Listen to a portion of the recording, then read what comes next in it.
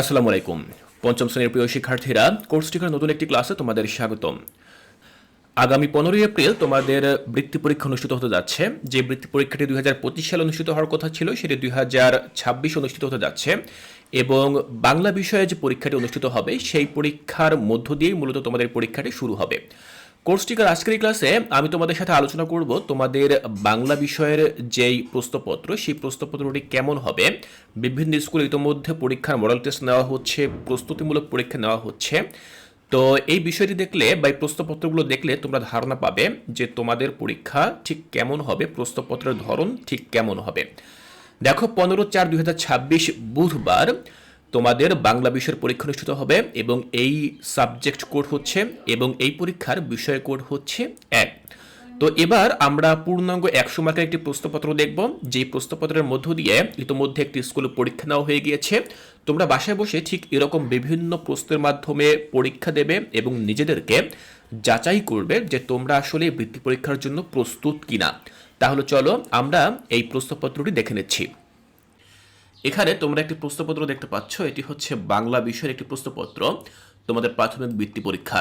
এটি মূলত সরকারি প্রাথমিক বিদ্যালয়ে বৃত্তি পরীক্ষা 2025-এর একটি প্রস্তুতিমূলক পরীক্ষার প্রশ্নপত্র। এই প্রশ্নপত্রের মাধ্যমে একটি স্কুলে ইতিমধ্যে পরীক্ষা নেওয়া হয়ে গিয়েছে। তো তোমরা বিভিন্ন স্কুলে যে সকল প্রশ্ন দিয়ে পরীক্ষা নেওয়া হচ্ছে সেগুলো তোমরা প্র্যাকটিস করবে, এতে করে তোমাদের যেই প্রস্তুতি বৃত্তি পরীক্ষার জন্য সেটি কিন্তু খুব ভালো হবে। আজকের এই ক্লাসে আমি তোমাদের সাথে বাংলা বিষয়ের প্রাথমিক বৃত্তি পরীক্ষার একটি প্রশ্নপত্র নিয়ে আলোচনা করব। এটি হচ্ছে সেই বাংলা বিষয়ের প্রশ্নপত্র।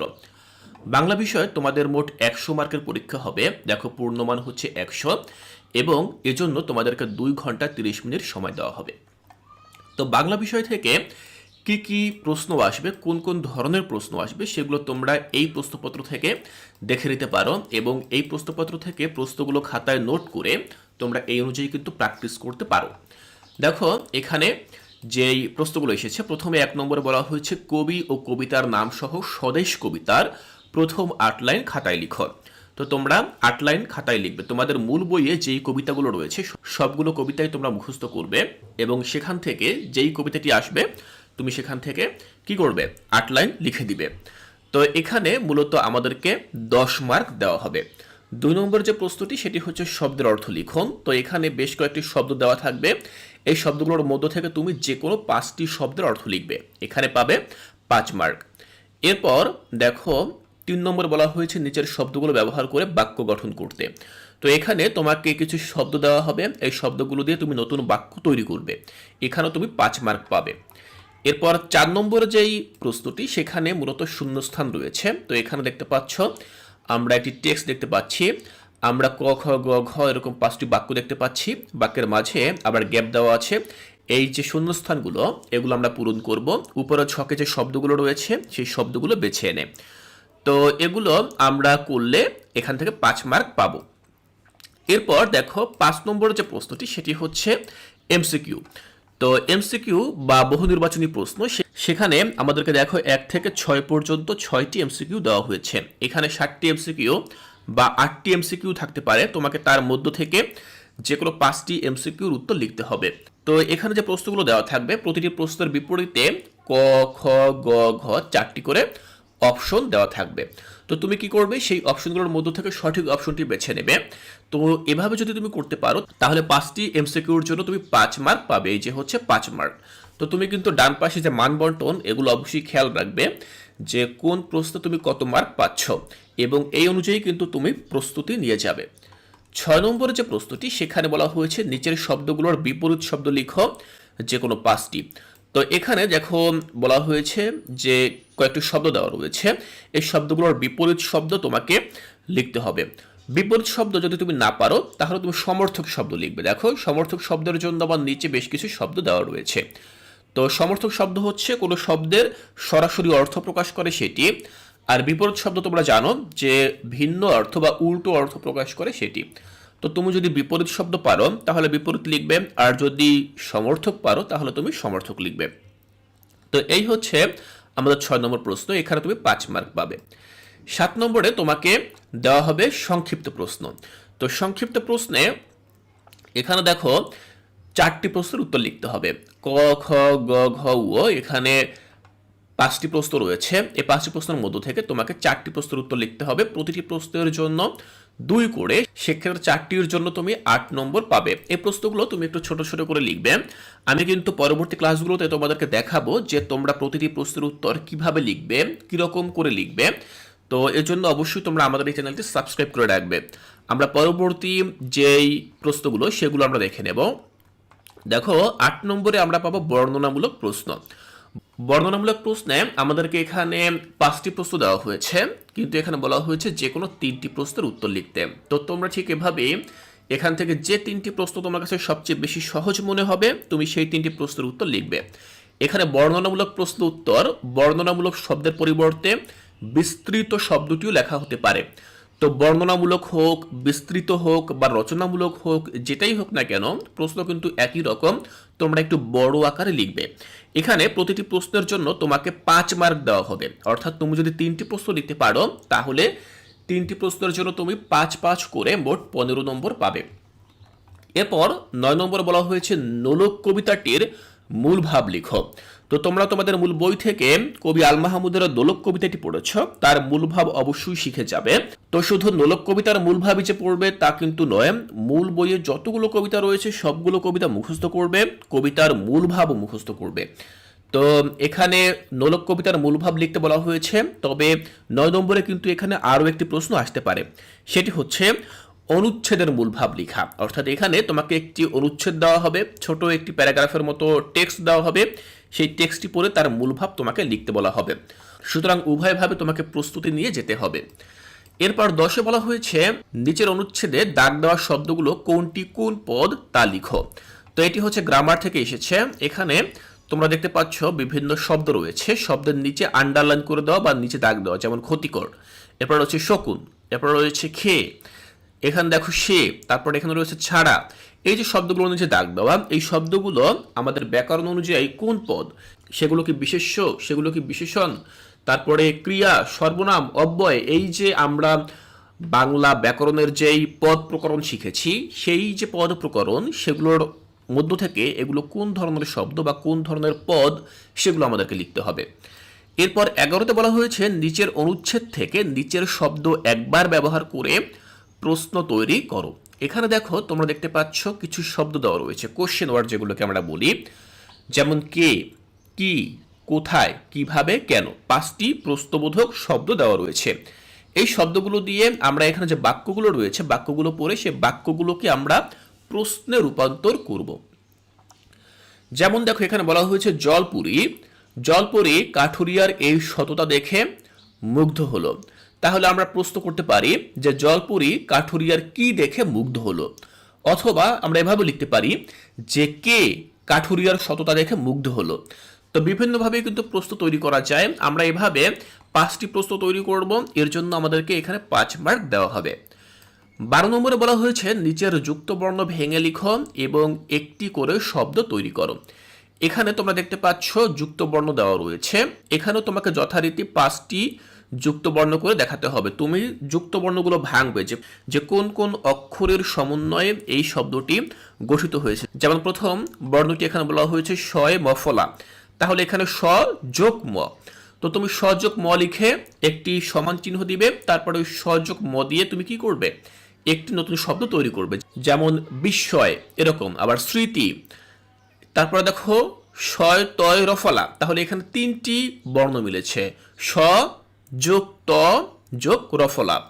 তো তুমি এটিকে দিয়ে নতুন কিন্তু শব্দ তৈরি করতে পারো, যেমন বস্ত্র, অস্ত্র, স্ত্রী, এরকম অনেক শব্দ রয়েছে। তো ঠিক এভাবে প্রতিটি শব্দ তুমি ভাঙবে, ভাঙার পর সেগুলোর মধ্য থেকে তুমি আবার নতুন শব্দ তৈরি করবে। তো এভাবে তুমি এখান থেকে যে কোনো 5টি অক্ষর ভাঙবে, ভেঙে যুক্ত বর্ণগুলো বের করে দেখাবে এবং তারপর সেই যুক্ত বর্ণ দিয়ে নতুন শব্দ তৈরি করে দেখাবে। এখান থেকে তুমি 5 মার্ক পাবে। 13 নম্বরে বলা হয়েছে প্রদত্ত বাক্যগুলোর এক কথায় প্রকাশ করে খাতায় লিখো। তো এখানে দেখো আমরা দেখতে পাচ্ছি যে কিছু বাক্য দেওয়া রয়েছে, এই বাক্যগুলোকে আমরা এক কথায় প্রকাশ করব। তো এখানে তুমি 5টি করতে পারলে 5 নাম্বার পাবে। তারপর 14 নম্বরে তোমাকে একটি ফর্ম পূরণ করতে দেওয়া হবে। এই ফর্ম পূরণটি তুমি করবে উপরে যে প্রশ্নে যেই নাম লেখা থাকবে সেই নাম অনুযায়ী। যদি উপরে নাম দেওয়া থাকে তাহলে তুমি সেই অনুযায়ী লিখবে, যদি নাম না দেওয়া থাকে তাহলে তুমি তোমার নিজের কথাগুলো লিখবে। যেমন এখানে বলা হয়েছে, মনে করো তোমার নাম পলাশ অথবা প্রিয়া, অর্থাৎ তুমি যদি ছেলে হও তাহলে তোমার নাম পলাশ মনে করো, আর যদি মেয়ে হও তাহলে তোমার নাম প্রিয়া। তোমার বিদ্যালয়ের নাম শিমুলতলী সরকারি প্রাথমিক বিদ্যালয়। তোমার রোল 5, শাখা ক। খুদে ডাক্তার হওয়ার জন্য নিচের ফর্ম পূরণ করো। তো দেখো এখানে কিন্তু তোমার সম্পর্কে কিছু কাল্পনিক তথ্য দেওয়া হয়েছে, সুতরাং এই তথ্যগুলোই তোমাকে এই ফর্মে ব্যবহার করতে হবে। এই নামের জায়গায় তুমি লিখবে পলাশ, বিদ্যালয়ের জায়গায় তুমি লিখবে শিমুলতলী সরকারি প্রাথমিক বিদ্যালয়, তারপরে রোলের জায়গায় তুমি লিখবে এখানে 5, আর শ্রেণী তো তুমি জানো যে 5ম শ্রেণী। তো ঠিক এভাবে তুমি উপরের এই তথ্যগুলোই ব্যবহার করবে। তুমি তোমার আসল যে নাম সেই নামটি কিন্তু তুমি এখানে ব্যবহার করবে না যদি উপরে নির্দিষ্ট তথ্য দেওয়া থাকে। আর যদি উপরে নির্দিষ্ট কোনো তথ্য না দেওয়া থাকে তাহলে তুমি তোমার নিজের কথাগুলো লিখতে পারো। তো এভাবে তুমি এই ফর্মটি পূরণ করবে, এটি কিন্তু খুবই সহজ। এরপর দেখো 15তে বলা হয়েছে প্রদত্ত শিরোনামে 150 শব্দের মধ্যে রচনা লিখো। তো তোমরা এখানে দেখতে পাচ্ছ ক খ গ 3টি রচনা দেওয়া রয়েছে। এই 3টি রচনার মধ্য থেকে তোমাকে যে কোনো একটি বিষয়ের উপরে রচনা লিখতে বলা হবে, রচনা লিখতে হবে। তো সেই রচনাটি তুমি 150 শব্দের মধ্যে লিখবে। রচনায় অবশ্যই তোমাকে যদি এখানে কোনো সংকেত দেওয়া থাকে, যেমন ভূমিকা, তারপর সুন্দরবনের অবস্থান, এই যে পয়েন্টগুলো এখানে দেওয়া রয়েছে, এগুলো যদি দেওয়া থাকে তাহলে তোমাকে এগুলো ব্যবহার করতে হবে। এখান থেকে তুমি পাবে 12 নম্বর। তো এই হচ্ছে মূলত আমাদের প্রাথমিক বৃত্তি পরীক্ষার বাংলা বিষয়ের প্রশ্নপত্র। আমি তোমাদেরকে দেখিয়ে দিলাম যে কিভাবে আসল প্রশ্নপত্র হবে।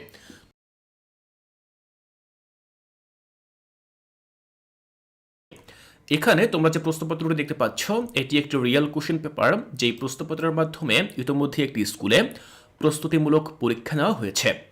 এখানে লেখা রয়েছে হরিরামপুর উপজেলা আন্তঃসরকারি প্রাথমিক বিদ্যালয়ে প্রাথমিক বৃত্তি প্রথম মডেল টেস্ট 2025।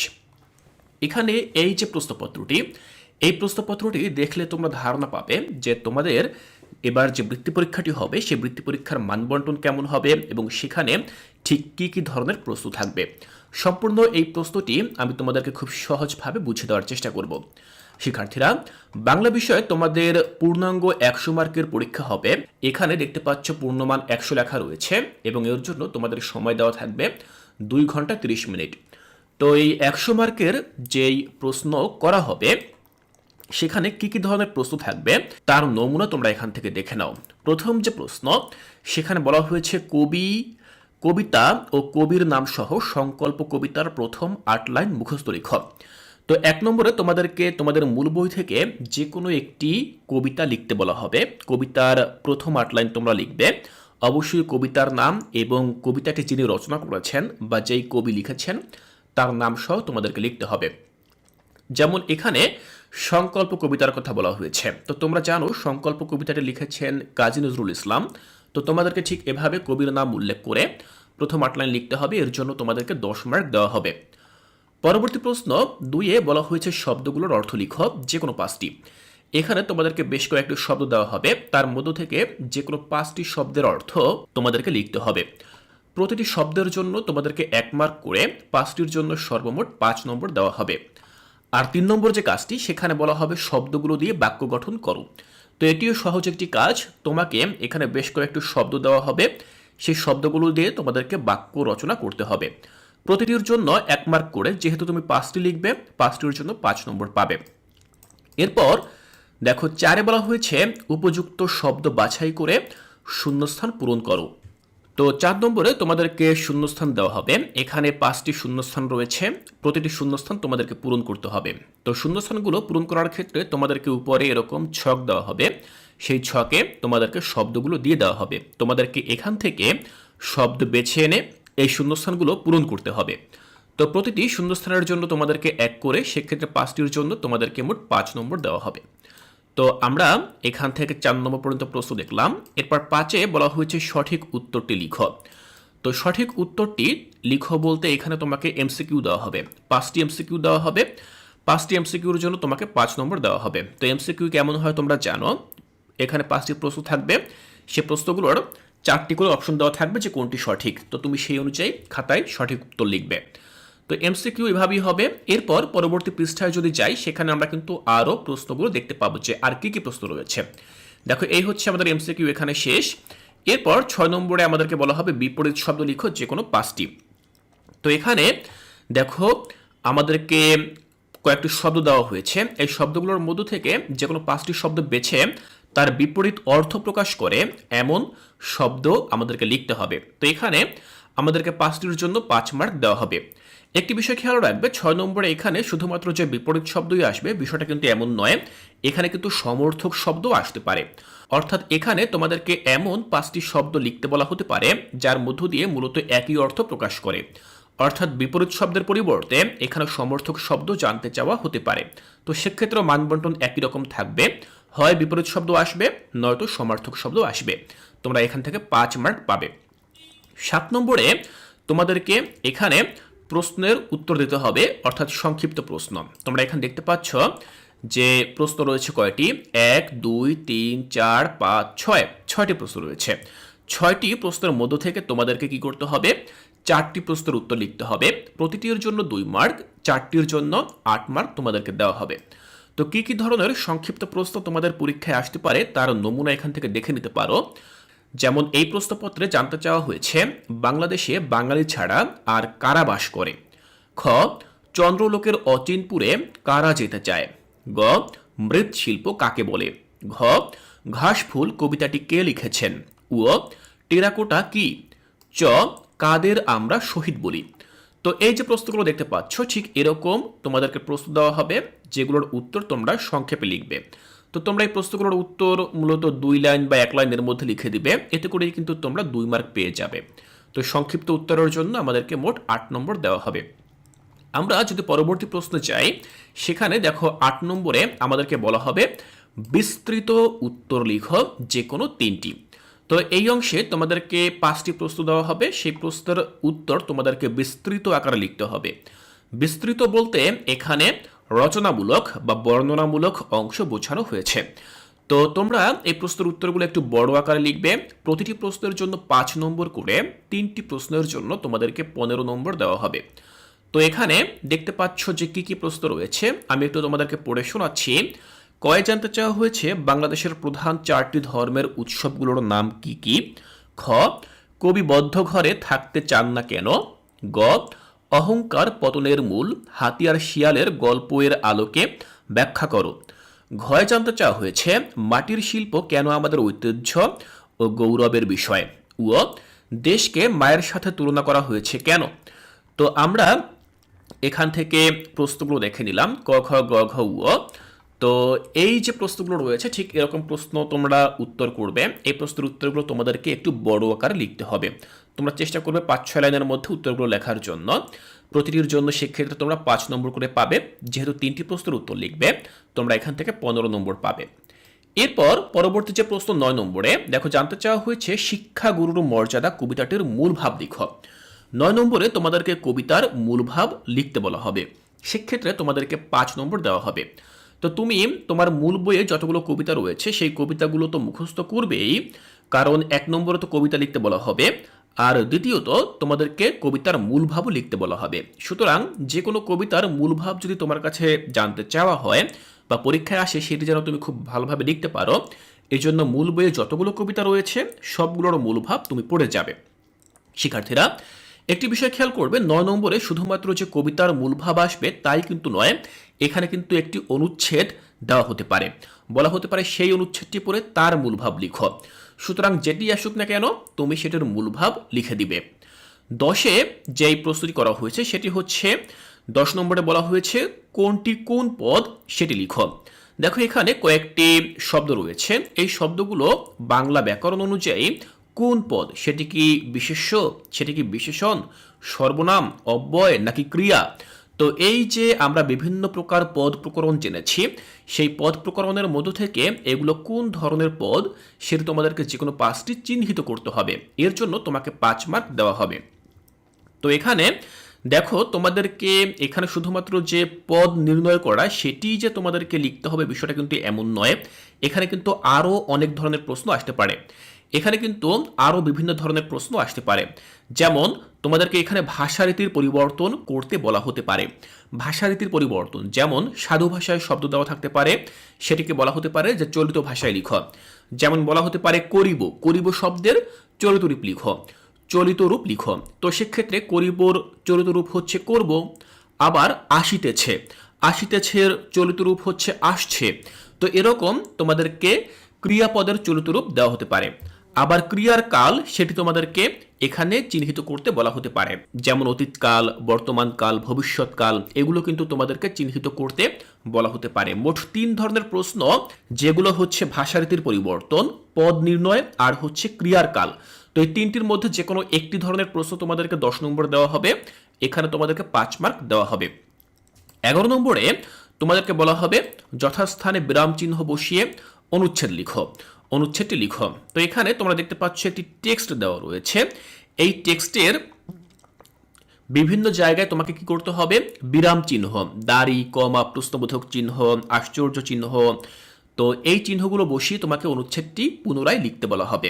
এখানেও তোমাকে 5 মার্ক দেওয়া হবে। তবে 11 নম্বরেও এই প্রশ্নের ব্যতিক্রম অন্য কিছু থাকতে পারে। যেমন এখানে তোমাকে প্রশ্ন তৈরি করতেও বলা হতে পারে। এখানে একটি টেক্সট রয়েছে, সেই টেক্সটটি থেকে তোমাকে কে, কি, কিভাবে, কেন, কোথায়, এই শব্দগুলো ব্যবহার করে তোমাকে প্রশ্ন তৈরি করতেও বলা হতে পারে। তো সেক্ষেত্রে তোমাকে এখানে কত নম্বর দেওয়া হবে, 5 নম্বর দেওয়া হবে। তো তুমি সকল প্রশ্নের উত্তর যেন দিতে পারো সেই অনুযায়ী কিন্তু তুমি পরীক্ষার প্রস্তুতি নিয়ে যাবে। 12 নম্বরে তোমাদেরকে বলা হবে যুক্ত বর্ণ বিভাজন করে শব্দ গঠন করতে। যেমন এখানে বলা হয়েছে যুক্ত বর্ণ বিভাজন করো এবং একটি করে শব্দ গঠন করো, যে কোনো 5টি। তো এখানে তোমরা দেখতে পাচ্ছ বিভিন্ন যুক্ত বর্ণ রয়েছে, যেমন শয়ে মফলা, তারপর ইয়োজফলা। তো এই যে বর্ণগুলো রয়েছে এগুলো ভেঙে তোমাকে দেখাতে হবে যে এগুলো কোন কোন অক্ষরের সমন্বয়ে বা বর্ণের সমন্বয়ে গঠিত হয়েছে। তারপর সেই শব্দগুলো ভেঙে আবার নতুন করে শব্দ তৈরি করে দেখাতে হবে।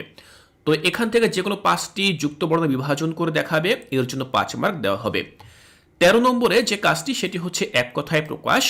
কয়েকটি বাক্য দেওয়া হবে, সেই বাক্যগুলোকে এক কথায় প্রকাশ করে তোমাকে দেখাতে হবে। যেমন দেখো বলা হয়েছে বরণ করার যোগ্য, তাহলে এটির উত্তর কি হবে, বরণ করার যোগ্য বরণীয়। যার তুলনা নেই অতুলনীয়। যুদ্ধে যিনি মারা যান কি শহীদ। অবশ্যই ঘটবে যা অবশ্যম্ভাবী। এরপর রয়েছে মেধা আছে এমন যে জন মেধাবী।